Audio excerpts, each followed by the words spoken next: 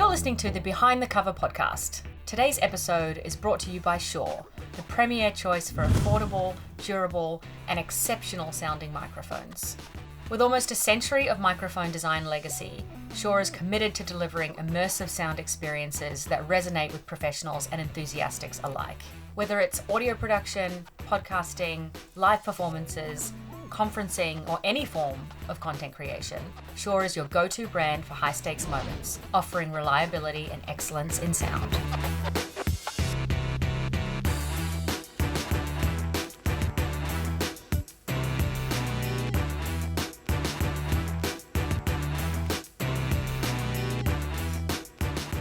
This is the Rolling Stone Australia cover story of Tash Sultana, published March to May 2021.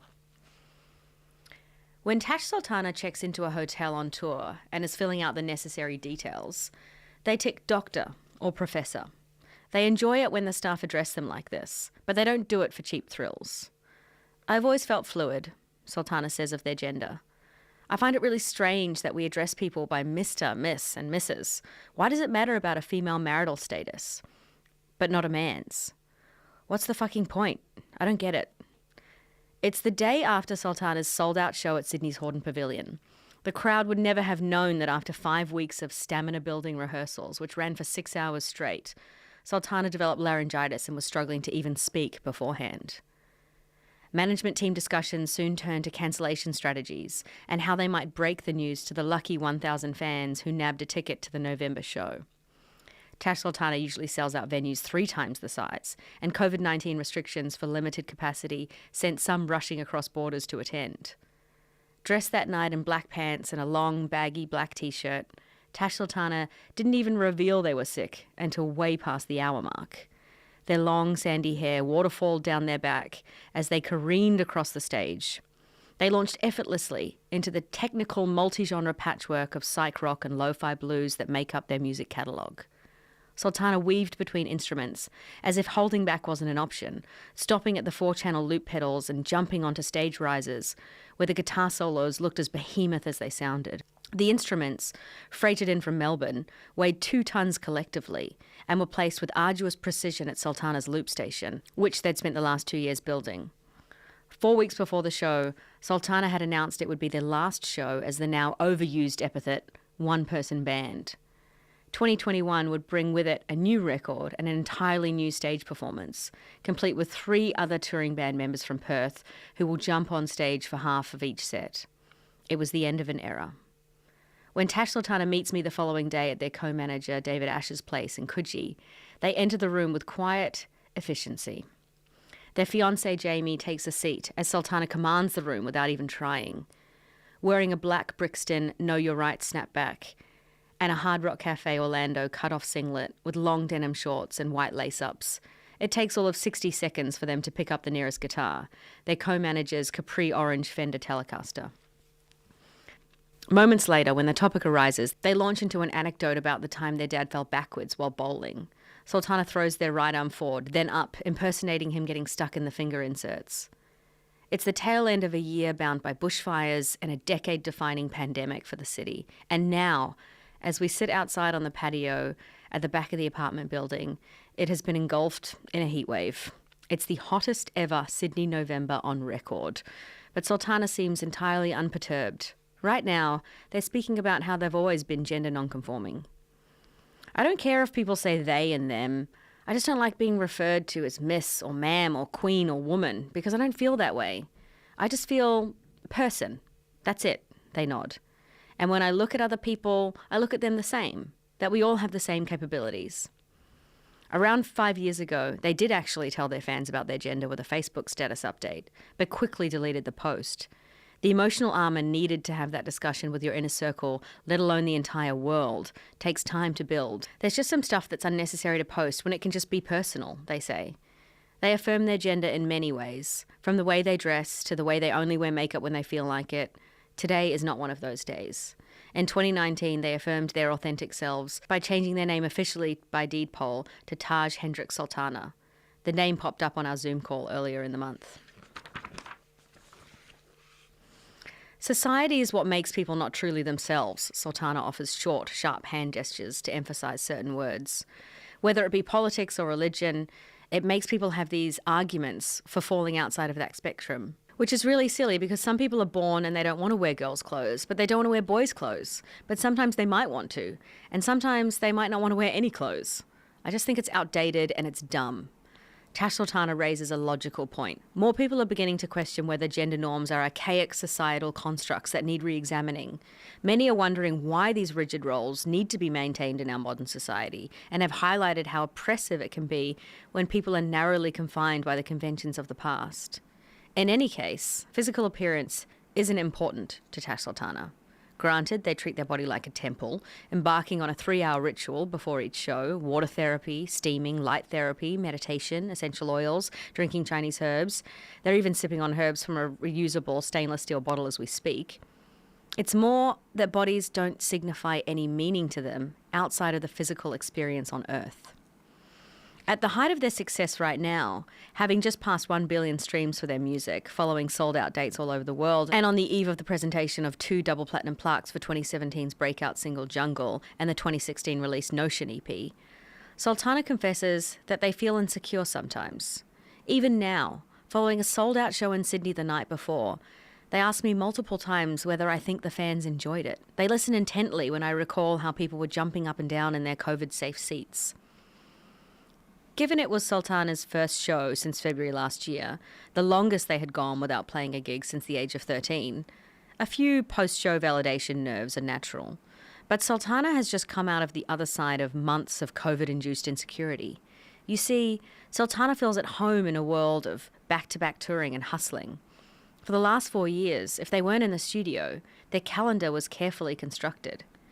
Every other moment of their schedule was full, and then nothing.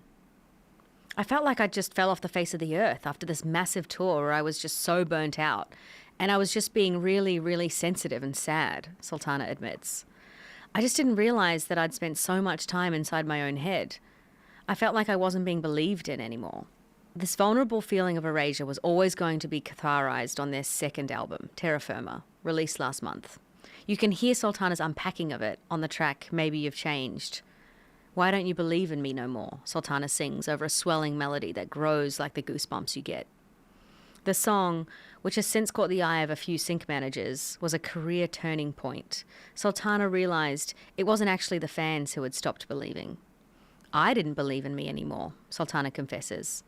I just felt this friction, like I couldn't win, and everything was against me, and that everyone hated me, and I was just hating on me, and I was just resisting the change that was inevitable. Sultana is unpacking the insecurity and pain, sometimes consciously, sometimes subconsciously. My grandfather was in my dream the other night, Sultana leans back, and I'm not sure whether they'll elaborate. It was a weird dream. It was a scorpion, a white jaguar, and a black jaguar in my dream. The scorpion is representative of self-loathing, you know, the dark things you feel about yourself. And the jaguars are the yin-yang. The white jaguar represents needing to treat yourself with more compassion, and the black jaguar was the opposite of that, showing me that I've been feeling really insecure about myself and feeling really forgotten because of the whole year. And my grandfather was in that dream too. That was before I woke up for the show yesterday. Sultana speaks in a tone that is entirely different to the way they sing. Their speaking voice bounces off the nearest object before it reaches you, friendly and sincerely Australian. Sultana's singing voice envelops you like water. On paper, Tash Sultana's music isn't commercially driven. The 2018 single Blackbird is almost entirely instrumental, and the vocals in Jungle only kick in after the 2-minute mark. But 1 billion streams and a spot on Coachella suggest the mainstream has indeed locked on. For Sultana, global ubiquity has never been the goal. They're happy to simply play music and make a living from it. But there's a sense that they always knew it was written in the stars. Even Sultana's friend, fellow artist Josh Kashman, picked up on it when they first met. From the day that I saw Tash perform at the ESPY to even now, I knew that that was what was going to happen. That there was going to be a moment where the whole world was going to know about Tash. Kashman speaks to me over Zoom from Victoria's Gippsland region. Tash knew that too, I think. So did the people around them. Kashman first met Sultana at one of their regular Tuesday night shows in Melbourne's St Kilda in 2014. It was the ESPY's regular night, Brightside, where 5 acts were each paid $20 and the hotel offered half-price steaks. Kashman hugs Sultana after their set. We didn't even speak or anything, he smiles. Kashman is a deep thinker, just like Sultana. And it wasn't too long until the pair's friendship was set. They surfed, skated, jammed, and even toured together. Now, there isn't a week that goes by where the two don't speak. As time has gone on, I've seen the opposite of what you'd expect someone would do when they become successful, Kashman says pointedly. You'd think they'd become very egotistical. Very like, my shit doesn't stink. Honestly, Tash has done the complete opposite over time. Kashman and Sultana wrote a song together in 2014, More Than I Should, and posted it on YouTube. It's about falling out of love with the one you're with. The track was revamped together at Sultana's studio for Terra Firma. The pair faced each other to record the harmonies, holding a mic each. They decided to give their song a new name, Dream My Life Away. Tash Sultana may have been just 3 years old when they picked up a gifted guitar from their late grandfather, but it was Lana Del Rey who inspired a business plan at the tender age of 13.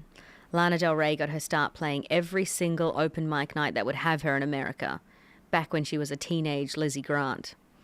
Sultana holds their hands up, stacking them with a big tall gap in between. I wrote a big list of a Sunday to Saturday schedule of every fucking place in Victoria that did open mics on that night. Sultana's father, a your word is your bond type figure who emigrated from Malta in the 70s with dreams of owning his own business and raising a family, he achieved both, carted his child off to every open mic night on that list. Tash Sultana played and wrote music endlessly as a kid. They would burn CDs every day at the family computer and sell them for $5 a pop each night. Still in high school, Sultana was a well-liked student and the class disruptor. They questioned everything from the uniform they wore to the way their music teacher wanted exact replicas of songs, not unique renditions. The music teacher at my high school really didn't like me. Sultana flashes that 1,000-watt smile of straight pearly whites. I think he could see something in me that just needed maybe a little bit more discipline and focus to the criteria. But I was always anti the flow of the general direction. Why herd sheep? What the fuck is this musical criteria going to get me? I'm just going to be playing like every other person in the classroom. Sultana worked smart, not hard, in high school. They took the fewest number of subjects necessary for a passing grade and didn't even turn up to the graduation ceremony. I actually don't even have my graduation certificate. After high school, Sultana had no plans to join the stereotypical workforce, and they were in the midst of a 4-year stint dabbling in drugs that would last until age 21. That stint has been well covered and focused on by the media over the last few years, a sticking point Sultana dislikes. They'll grab one thing and they'll run with that for fucking years. And then every other journalist gets their information from this tiny little seed. Sultana speaks with rapid-fire veracity. And then 4 years have passed, and it's just like, well, that story doesn't represent where we're at right now. So stop fucking asking me about magic mushrooms, you know what I mean? Back then, straight after high school, Sultana's mother voiced her concerns at her child's meager open mic night earnings. She said, "You're not going to get by selling 4 CDs for $5 and making $20, are you?" And I thought, yeah, I am actually. I just got to play to more people. Sultana watched fellow Melbourne duo, the Pierce brothers, take over Burke Street Mall in Melbourne one day with a busking set. They made the decision to have a crack, acoustic guitar in hand. It didn't really get anyone's attention, to be honest, and I thought, well, that's no good. Sultana squares their shoulders. That's not going to fucking get me my dreams. On Tash Sultana's 18th birthday, their father continued his annual ritual of saying, you can have one thing inside a music store. In the past, it had been things like a banjo, a black Fender Squier, even the second-hand 12-string acoustic Maton guitar that Tash uses on stage to this day. But this particular birthday ignited a change of pace. They put down the new banjo they were considering and picked up a 2-track RC30 Roland loop station. My dad said, "I reckon you're making a really bad decision buying this loop station. You're not going to use it." Sultana disagreed. I said, "I don't reckon I am." The loop station became a street stopper across Australia. Sultana took home thousands of dollars each time they busked and became financially independent, paying for broken strings, new instruments, plane tickets. Sultana had found their people and their team at Lemon Tree Music and Sony for the world, and Mum and Pop in North America. Sultana speaks with a rap-like rhythm when they detail the DIY approach to their career, spitfiring their past hustles into simple, compartmentalized beatboxes. We planted all these little seeds along the way to play these gigs to 50 people, 100 people, 200 people, no one. Cancelled festivals in the rain, in the hail, in the thunder, in the lightning, in the heat waves. Shit breaks down in the middle of the show. The sound's shit. I forgot the lyrics. I had too big of a night the night before. I'm fucking supporting this person, that person, getting on festivals. They take a breath. And then I think I'll write this song in my bedroom one day called Jungle. And I thought, maybe I should record it on my phone. That iPhone 4 recording from Sultana's living room in May 2016 went viral in a week. It clocked 1 million views in 5 days and now has 94 million plays on YouTube. It inspired a barrage of fans to text into Triple J to request the song. It placed at number 3 on the Triple J Hottest 100 for 2016, landed on the soundtrack for the FIFA 18 video game, and helped send their Notion EP to number 8 on the ARIA chart. Sultana is a spiritual being. There's no doubt about it. They're not religious, but their connection to earth, to mysticism, is written all over every artwork and release title, from flow state, a psychological state of full immersion, to Terra Firma, solid ground. Sometimes I think I should probably relax on the deep meaning shit, they laugh. Not everything has to have a really deep symbolic meaning, but that's just the person that I am. But Sultana is also business-minded and aware of the importance of building Tash Sultana the brand. Whether it's the team up with Fender for their own signature guitar, or the partnerships with PlayStation and Commonwealth Bank, or the guitar prizes they've given away to fans for unique musical takes on Terra Firma singles, Sultana isn't just at the boardroom table. They're making the calls. In fact, Sultana tells me their label and publishing deals are now fully recouped and that they're a free agent, meaning they're able to re-sign, sign elsewhere, or even release wholly through their own label, Lonely Lands Records, which they launched in May 2019. Sultana subscribes to the thinking that passion, desire, and sheer commitment are the 3 ingredients needed for achieving any goal. You can ultimately be whatever the fuck you want. I just wanted to acquire as much knowledge about music as possible, they say. As far as self-taught multi-instrumental musicians go, Tash Sultana could give world record holder Neil Nayar a run for his money.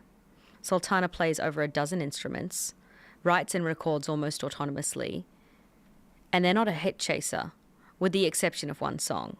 Following the release of Jungle, they felt the pressure to follow it up with another hit, another commercial radio takeover. They needed a single, Sultana deadpans, talking of the radio industry. Otherwise, you're not going to get on the air. Quickly, go make one. Sultana wrote Murder to the Mind less than 2 months after Jungle hit the ARIA Top 30 in 2017, a melange of beat-laden soul with jivey detours into jazz and rock and roll territory. That was kind of what that song was. Go record something quickly and put it on the air, Sultana admits, before adding, I'm still happy with it, don't get me wrong. You just won't catch them playing the song live. I tried to top Jungle for many years afterward, and then I thought, I'm not being authentic. I'm just trying to make another jam that's going to be like that. Tash Sultana poured their heart and soul into the latest record.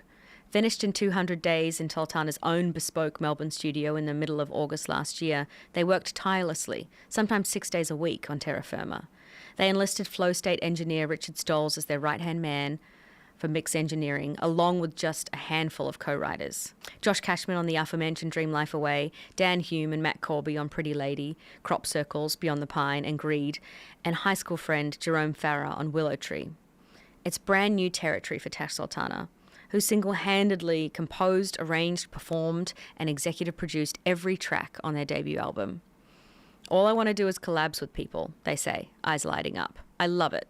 It just opened up this can of worms that I didn't even know was a can of worms. As we talk, Sultana's fiancé, Jamie, comes up in conversation many times. The pair live together in Melbourne, admittedly neglecting the vegetable garden on their 10-acre lot, but skating on the half-pipe ramp when the mood takes them. And when it's not in need of repair, like it is now. According to Sultana, Jamie is the polar opposite when it comes to temperament. She's ordered and a realist. Sultana is a dreamer and a million miles an hour. My life made complete sense, and the person who I was meant to be just came out when we met, Sultana says. She just cuts the shit, You cannot lie to her. Don't even try. I've seen people try and do it. There's a lot of Jamie on Terra Firma, specifically Beyond the Pine and Let the Light In, where Sultana reveals the pair's personal phrase for one another. When I met her, we just used to have this joke that we were each other's Sunday. The best day of the week, Sultana chuckles. And then it turned into Monday, Tuesday, Wednesday, Thursday, Friday, Saturday, and forever. When we head back inside, out of the heat wave, Sultana locks eyes with Jamie over on the couch and walks over instinctively to give her a kiss. Sultana's hair falls over their faces like a privacy curtain. It's hard not to view Tash Sultana as a human of integrity, a trait perhaps passed down from their father, along with those vivid blue eyes. Sultana seems in no rush to become their final state. The way they study their dreams, their vulnerabilities, their identity. Growth is the most important thing to them, yet every iteration of that growth is embraced. I am me, and I would never live a life that I am truthfully if I wasn't fully and utterly and unapologetically the person that I am. Sultana takes another sip of the herbal concoction for their throat. And I encourage everybody else to be that way, because you'll never ever live your fullest truth and desire and really achieve success unless you're truthful with yourself. If I died tomorrow, they take a pause. I'm pretty fucking happy, to be honest.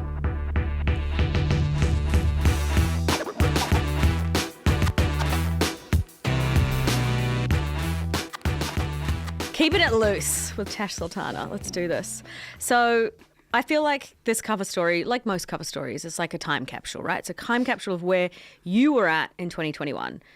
You were already a global name. You'd racked up 1 billion streams. You'd toured 21 countries. And in a year, you'd sold 500,000 tickets globally. And you also sold out the iconic Red Rocks in the US. Even in the pandemic, you were playing shows. And for a couple of them, you had laryngitis and you were still playing shows. And then you made the cover of Rolling Stone. Yeah. How did it feel landing the cover? I think that the turd was polished for this one. A bit more than polished. It's weird. I'll tell you a cute little story about the cover, actually. Let's go. It's always the small things about the big stuff that you do that's really cute. So my pa now lives in a retirement, like, village mansion thing. And Retirement village mansion. yeah, it's kind of like that. I want that. Yeah. My auntie and my mum dropped off a Rolling Stone, this one with me on the cover, and it made its way all around the retirement place. So now when I go in there, it's like pandemonium because like everyone knows who and these people are old, man. Like, you know, Can they read? Well, I mean, it's quite an eye-opener going to these facilities because it just makes me realise that life is really short and you don't know what's going to happen. There's people in there that don't have family or there's a lot of dementia patients in there. My pa, he's 92. He's in really good nick, actually. He's got his wits about him, slowed down, but like, you know, he's still there. But he's a show-off. He's an absolute show-off, and he's a larrikin, and he's always been like that. So this has obviously made the rounds, and he's got a mate in there called Eric, and they religiously share table 11. If anyone sits on that table, you do not want to sit on table 11 if you're not Norman or Eric. I came to the home once to visit him, and on Eric's little walker Yeah. was this. Oh. And he could not believe that it was me. He's like, no, it's not. That's not you. And he's... Do you have to show off your chest tat? I did. See? That's exactly what I did. He's like, well, where's the chest tattoo? And I just went like that. And he couldn't believe it. Like, it was the craziest shit. So now when I go in there, I make sure I see him as well. And all the nurses, I think they give him like special treatment in there. So really, that's the peak of it. Did they tell you what they thought of the article? Were they, didn't know that about you, Tash? No, we didn't go that far. Are you glad? I can't even, to be honest, I can't even remember what it says. It's been so fucking long. It has been. It's been 3 years. Like over 3 years. Yeah. It's really like when you look at something like that, like you're saying, time capsule, my life is very different now to what was happening right here. So do you remember reading it and having a reaction to it? Or this is obviously not the most comfortable question for me to ask. I wrote this piece. I know you wrote it. So this is a bit weird for me to be like, no, did you have a reaction? And be honest though. No, I prefer you to write stuff, to be fair. I feel like you're capturing fact. I've read so much shit about myself that's just like, that's not even what we fucking discussed on the phone. They've like, already got their narrative they've going got the into narrative, it. but they've kind of made it up. like, in a way, and you're reading it and you're like, that's not even it.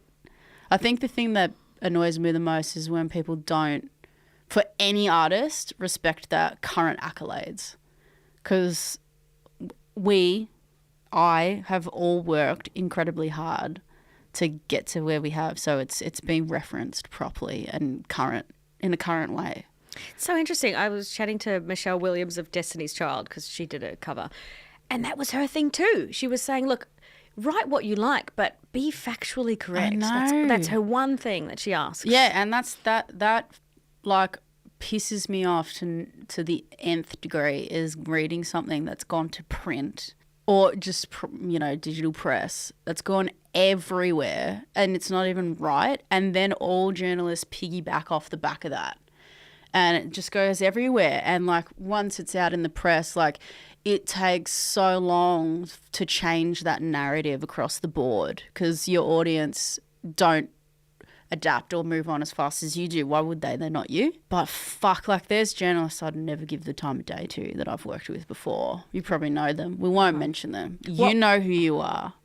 Get it right. This actually makes me nervous because, you don't always get it right. And you've got to triple check 100%. And I do feel for anyone who has got it wrong. I've gotten it wrong No, but before. when you're having a direct conversation with somebody who is recording and taking notes, you're literally giving them the facts as you're having an interview before it goes to print or press. Mate, how did you fuck it up? Like, what was the biggest factual inaccuracy? Oh, there's been so many. I think the big thing that annoys me is people referencing jungle today still. It's been 10 years pretty much. I've done so much with my life. I've actually spoken to Tones about this too because with Dance Monkey, yeah. Like, move on. Like, I honour that song every time I play it. Like, I have a fucking awesome time playing it. And I respect that people, dig it. But, like, we're not there. Like, in that time, I've done an EP, an album, an EP. I've had other songs amass that type of streaming as well. I've had billions of streams. Mm-hmm. I've sold out everything. Most shows I've played, to be honest. Headline festivals all around the world. I sold out Red Rocks twice. Once I sold it out in 5 minutes in pre-sale. Yeah. Like, and that shit's not easy. No, it's not. You work so hard to get that story accolade. Is the story that I really want to be told. Not the, so you were a busker and you had a mushroom trip and you wrote jungle. And it's like, but the story is, like, much further than that now. Like, there's so much that you have done, but there's also so much more interesting stuff than that. Like, I don't even think that that's the most interesting thing about your career now when you compare all of the things you've achieved to that. Like, I want to get into the IME Foundation. I want to get into Lonely Lands, but I first want to still stay on this magazine cover for a second because we love Gigi McGee, who took this photo. We have such a long, lovely relationship with her. She's just she's the most genius, isn't ethical she? person I know. Yeah.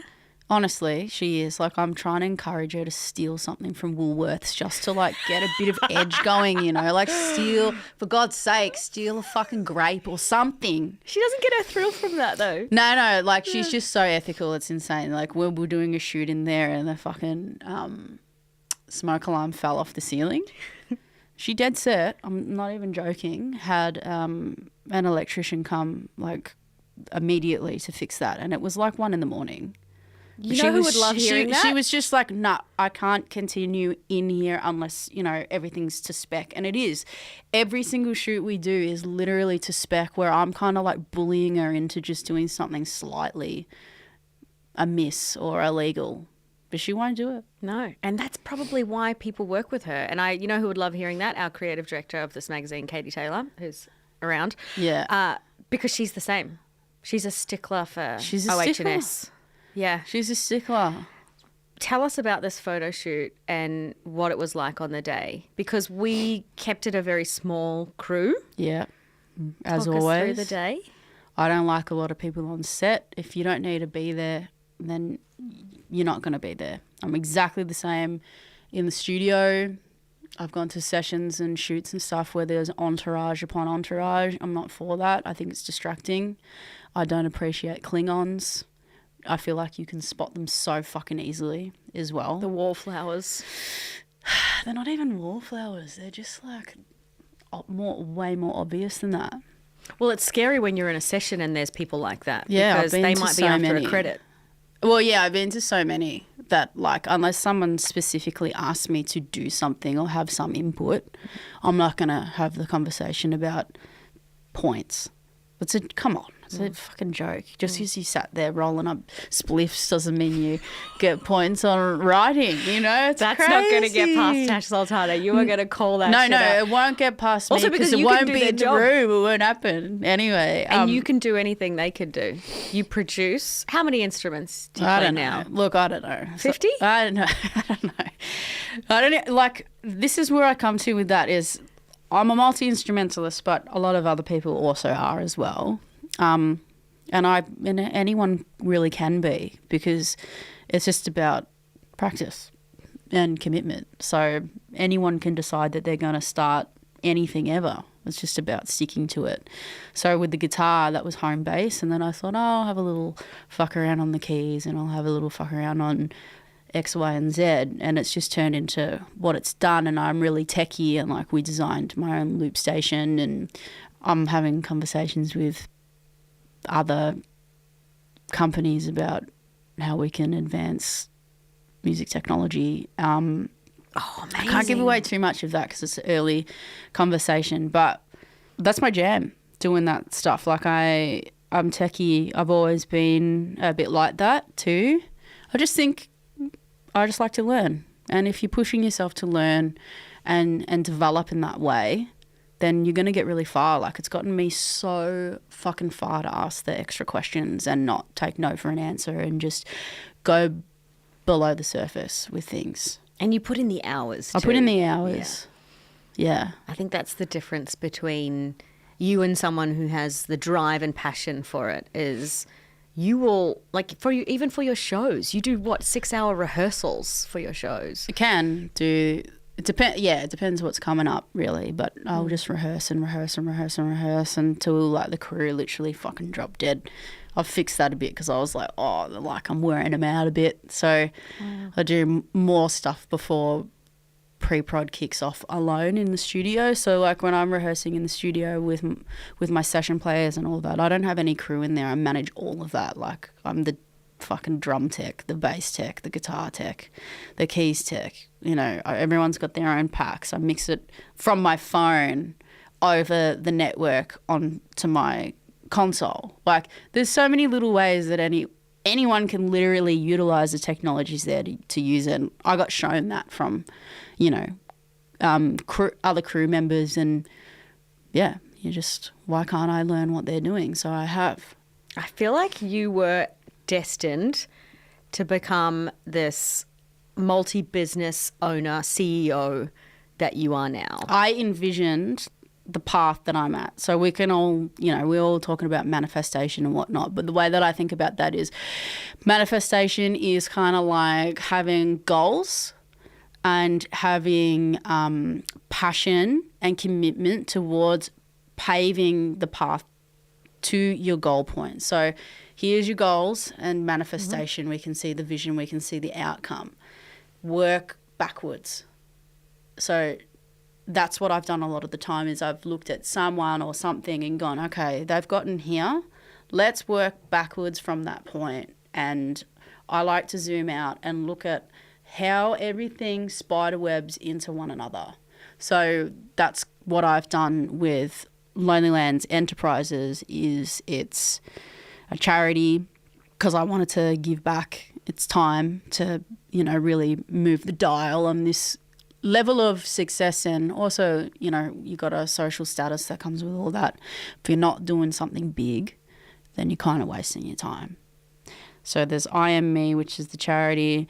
There's Lonely Lands Agency. We've got like 75 artists on there now, and really small turnover too. So everyone's been pretty happy, which is fucking awesome. And I've got Lonely Lands Studio Records, which is only me. I've only signed myself, and the way that I've done that is to keep my independence by being a buffer to any label that comes along. Is they're not actually signing Tash Sultana. We're going into a partnership with Lonely Lands Records, and that's how I distribute my music.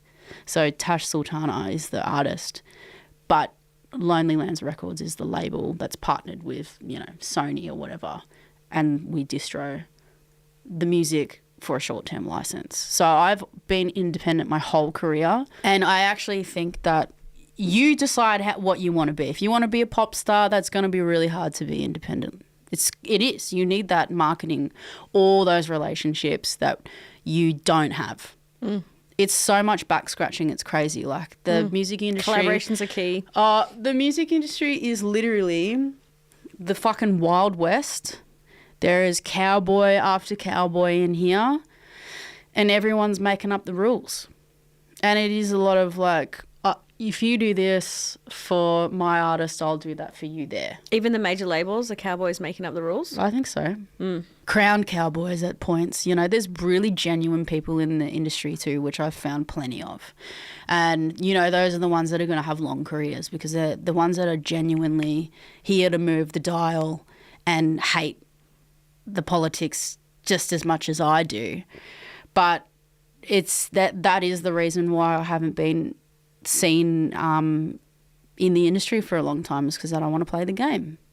I don't want to go to all of the back scratching, wanking things that are happening in the background to get an edge on whatever. It's like, you feel like you're selling your soul. I don't want to. I'm not competitive. Like, it's not fucking. You're not competitive? No, I hate competition. So that's why. Do you know that is actually the most competitive?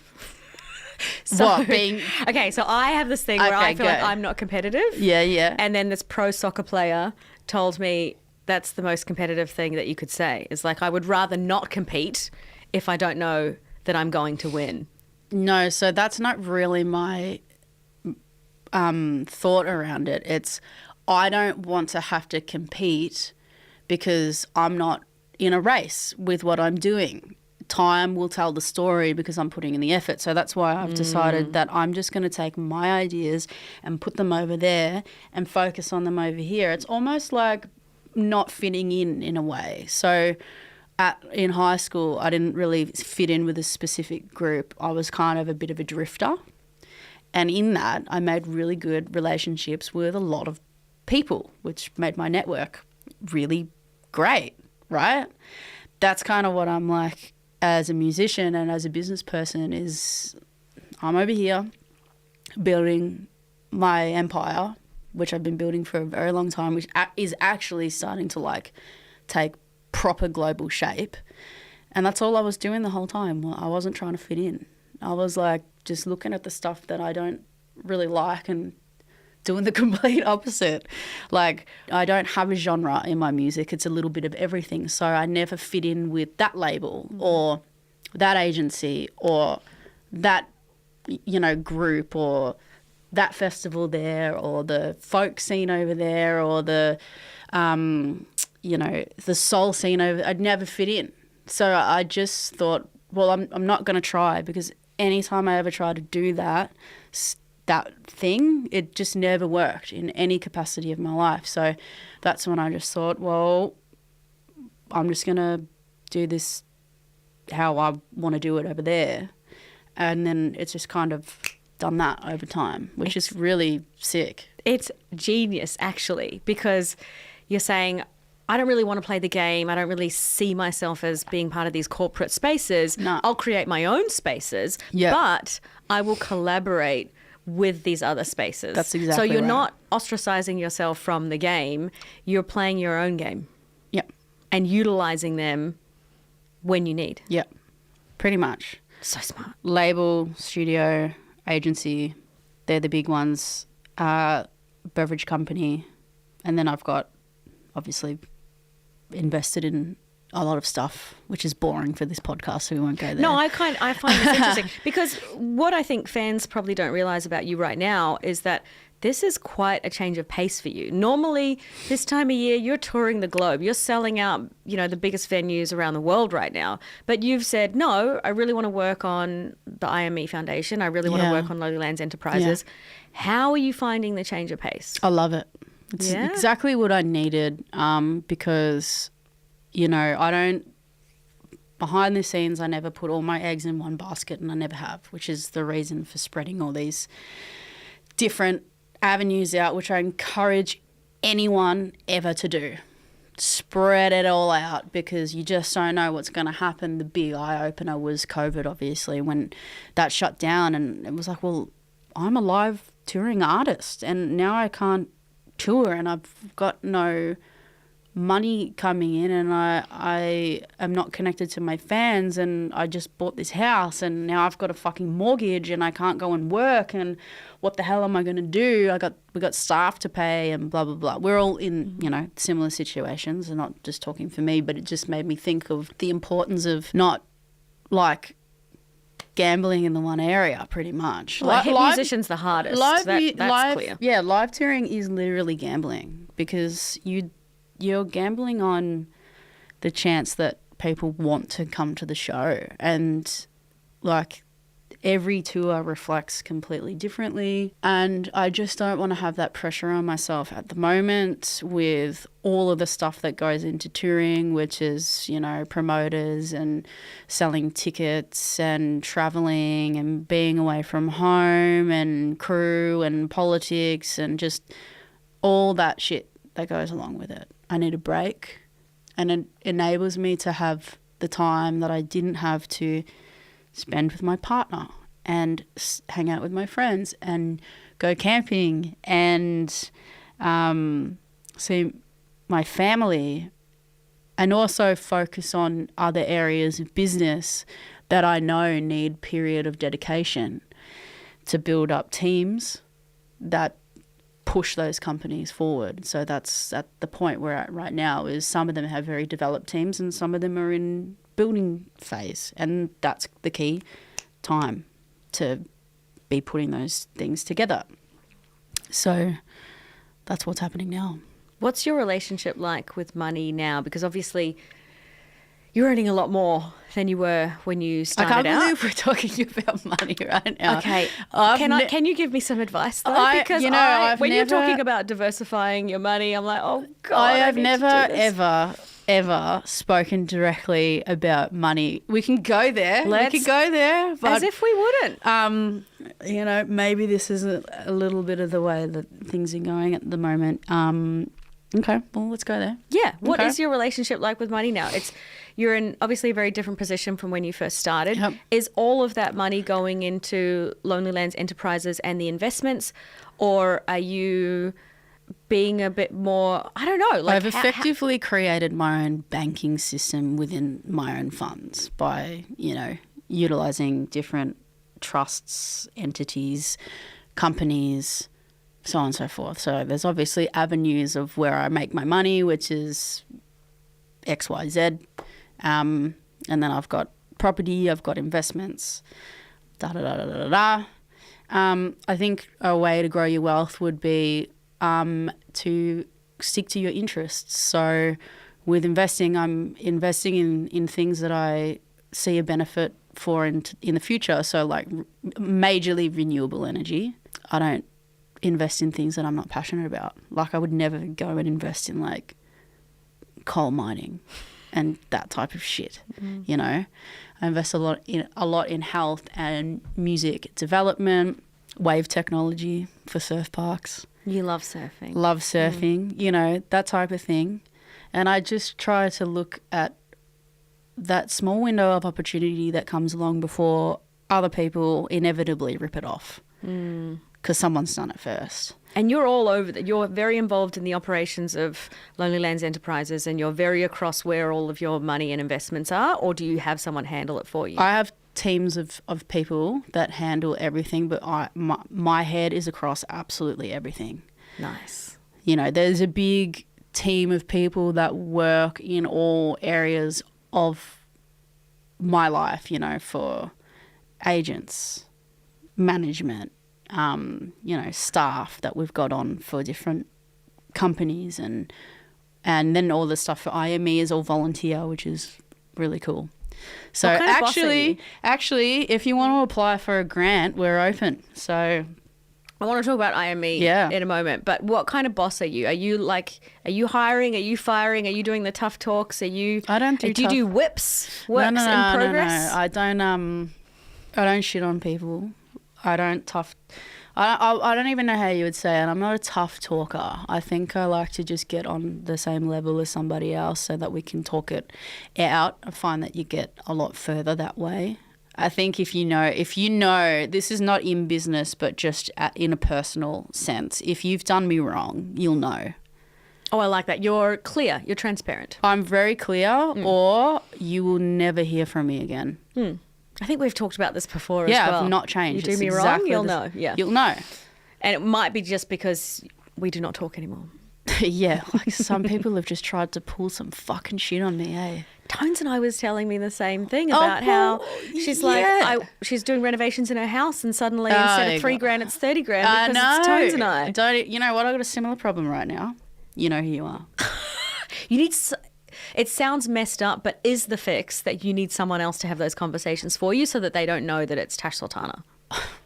Because once they find out, nah, it's I don't think about myself in that way. You know, I'm still just a normal person who is very capable of normal people things. With a global name that everyone knows. I'm pretty direct with people. Like, example, trying to generate wholesalers for the beverage company. I just hit up people direct, or I literally walked into the cafe and was just like, I noticed that you don't have seltzer. We could probably change that. And also, who better to do it well, than what's you really cool Smart. is a lot of these places I've helped out in the past as well with, like, getting a live music license or playing gigs there in the past too. So there's actually a long-term relationship with a lot of these people, and it's quite funny that I've had so many full circle moments. You just don't know when you're going to have one. So I've changed a lot as a person over my life, as we all do, or you aim to do. I think the way that I could be approached now versus like when I was like 24 is completely different. I want to talk about one of the things that we discussed for this cover feature, which is you being gender fluid. And I firstly want to thank you for trusting me to help tell that story and for letting me print the words that you said as well. Are you glad that you talked about it in the piece? Yeah. I mean, I don't see the big deal. Well, I want to read this quote from you, actually. So it's from the piece. And it's good that I'm reading it because you haven't read this piece in a while, so I can refresh your memory. You said, "Society is what makes people not truly themselves, whether it be politics or religion. It makes people have these arguments for falling outside of that spectrum, which is really silly because some people are born and they don't want to wear girls' clothes and they don't want to wear boys' clothes. But sometimes they might want to, and sometimes they might not want to wear any clothes." There's a little humour coming through. And you said, "I think it's outdated and it's dumb." Not everyone thinks this way, unfortunately. I know that. Oh, I know. Tell me about how you tackle those conversations. So let's go there. Upon launching the IME Foundation, which I really strongly believe that I'm working in an area that reflects a minority group of people that exists, that this is really important to. It's life-changing, right? You know that because you know people affected in this way. You know, you have trans friends, you have non-binary friends. We're in that space, okay? So for us, it's a bit of a no-brainer. And something else that I found really interesting is in the entertainment space, we're a lot further ahead in accepting these variations of human. In a bubble in some ways. Can be. Corporate spaces, sports spaces, they're not ready for that shit. So I was the Pride ambassador for the Australian Open, which was an honour. But it's quite conservative, So it kind of shook people up a lot. Like, why the fuck do we need you? Why do we need a Pride ambassador? Why don't we have a straight ambassador? You've had straight ambassadors for the whole fucking time. So this is why it's introducing diversity into a majority community. And you do have things that contest that, majorly religion. Some people can make peace with it, in their own way. But when you're on the world stage, you're on the world stage. And that's where we are right now. So introducing these other concepts, which to me are quite normal, which is their foundation, is really controversial to some people. Like, people were genuinely shocked about the launch of it. They were like, some of the feedback from people were, mind you, this is some fans saying this stuff, like fans who should know you and know that you're gender fluid. Read the room, bro. And saying stuff like, I can't believe that you stand for trans people. It's fucking disgusting. You're Tash Sultana and like all this shit. And I am not personally offended by that stuff. Really? No, I'm not, because I think it's so dumb. How could you possibly be offended by stupidity? But it's offensive how dumb it is. Well, I'm offended by the stupidity. Yeah, well, they just got to go get educated, hey? And like, you can't educate an angry person, so they can go chill the fuck out, maybe try to come to terms with it, and if they can't, then maybe just leave. And it's cool. Like, we don't actually have to all get each other. We don't. I don't support terrorists. I think that's so fucked. I don't support the war in Palestine. Like, you know what I mean? We're all different. But engaging with these conversations is great for you because of the worldview that you have. You're empathetic, you're understanding, you are non-judgmental. So perhaps with that view of it and with that understanding going into these comment sections or these just conversations, you are probably the best person to change someone's mind. Yeah, look, I'm happy to have conversations with people. It's really unfortunate they haven't all been face to face, because people are fucking cowards, eh? Like, they're happy to get on their multiple trolling accounts and give you a shove, or straight up their actual accounts and give you a shove. And like, that's cool. That's actually your problem. What about brands? Brands? What about IME or Tash Sultana, you as a brand working with other major brands? Have you ever come up against it because of the fact that the foundation exists for trans people and the LGBTQI plus community? Not because of the foundation, but some brands are just not the right fit. Like, I've had brands approach me that I'm just like, absolutely not. I've done stuff with brands that I've just gone, that was a huge mistake. We live and we learn. Yeah, but this again comes back to why I want to do everything through Lonely Lands, because that's my control that I can, output into the world the way that I think is right. What's your favourite outcome that you've had from the IME Foundation? So we picked a grant recipient and we all got on the Zoom call and I personally delivered the information.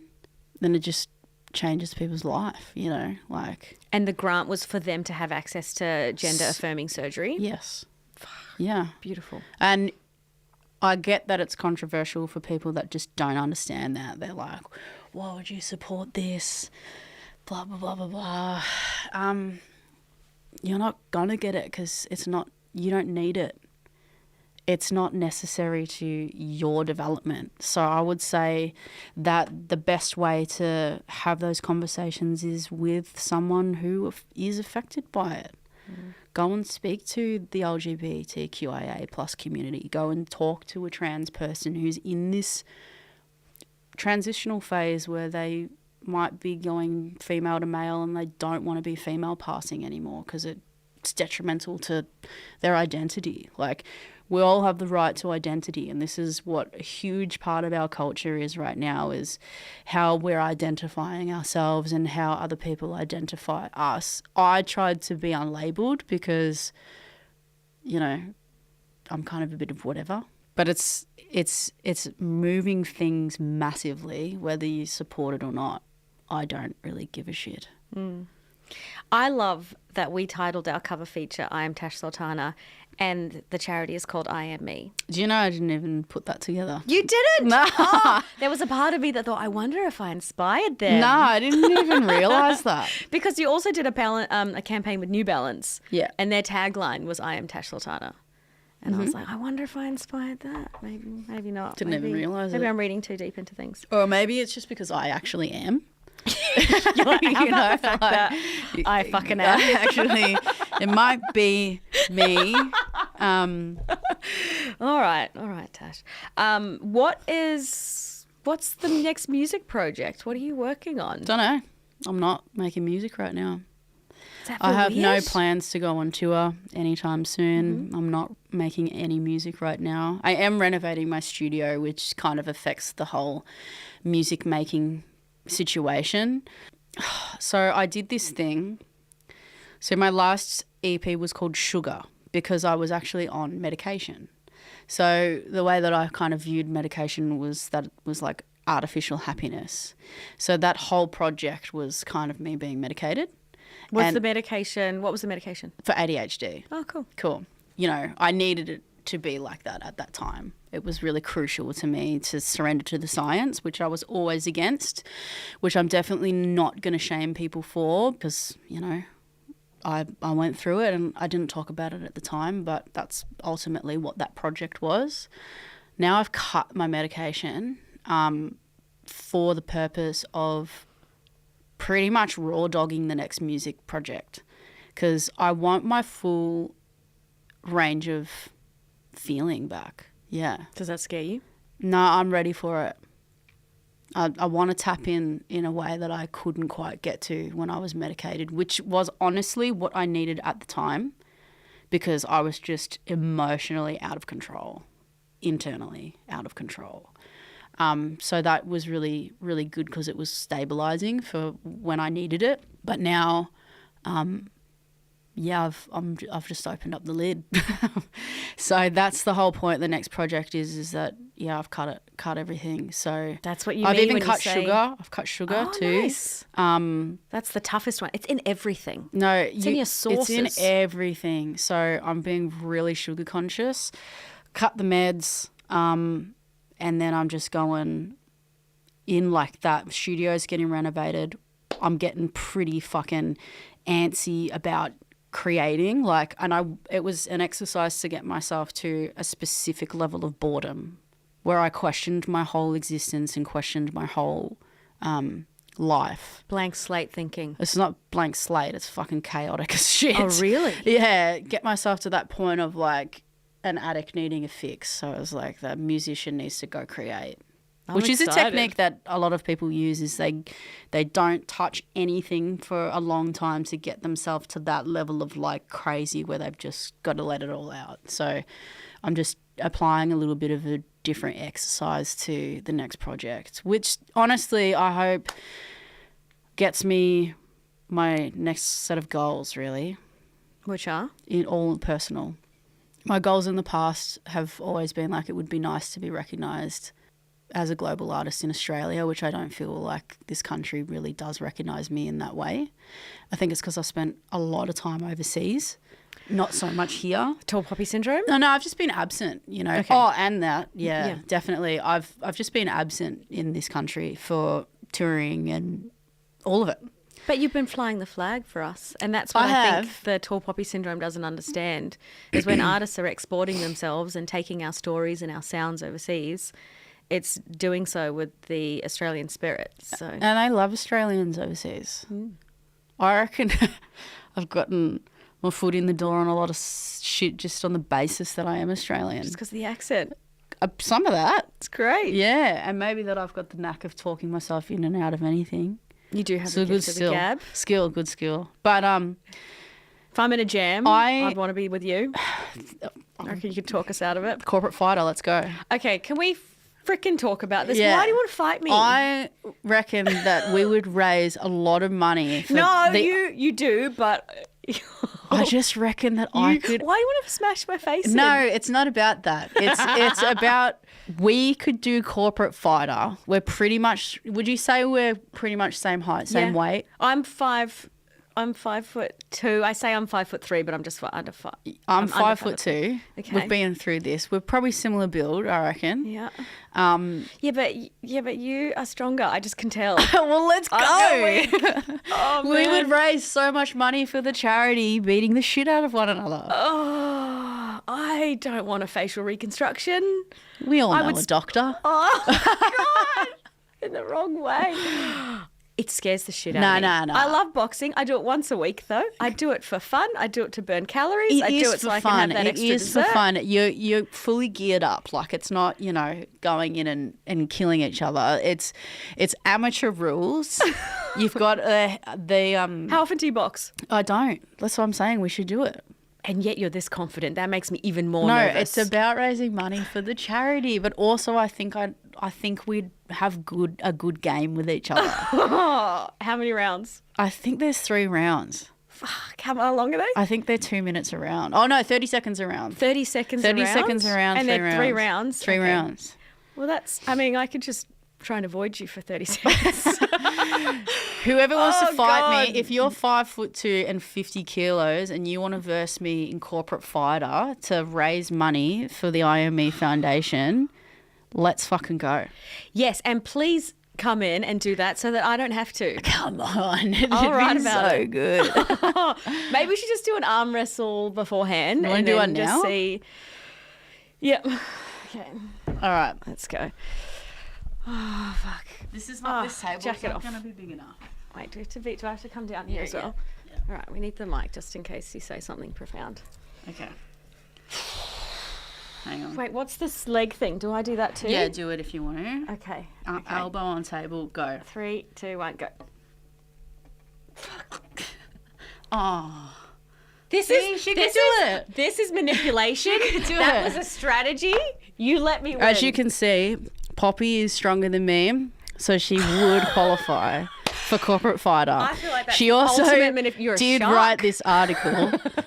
Chief editor of Rolling Stone. It was great interviewing you today. Oh, you're trying to give me confidence. But you didn't even try. You let me win. Let's do Corporate Fighter. Wow, you're good. Ultimate manipulation. All right, I think that's a good place to end it. Thank you. Thanks, Tash. You're good.